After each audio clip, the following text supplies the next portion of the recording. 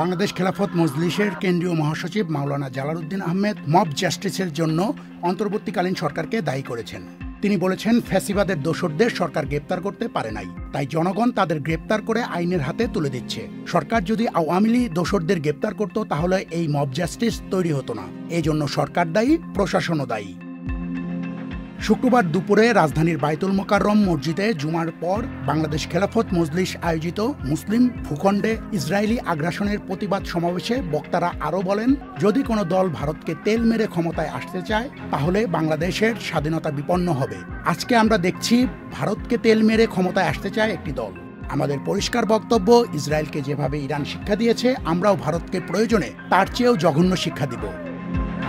সমাবেশে বক্তারা বলেন, আমরা অন্যান্য মুসলিম বিশ্বকে অনুরোধ জানাই, শুধু মুখে নিন্দা জানিয়ে চলবে না, ইরানের মতো রুখে দাঁড়িয়ে জবাব দিতে হবে। আমরা বিশ্বাস করি মুসলিম বিশ্ব যদি এক হয়ে রুখে দাঁড়ায় তবে ইসরায়েল ইহুদিবাদ বিশ্বের মানচিত্র থেকে মুছে যাবে।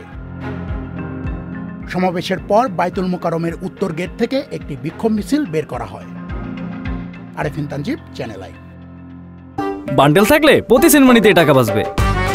বিকাশ সেনমানি বান্ডেল কিনে জিতুন প্রতি লেনদেনে।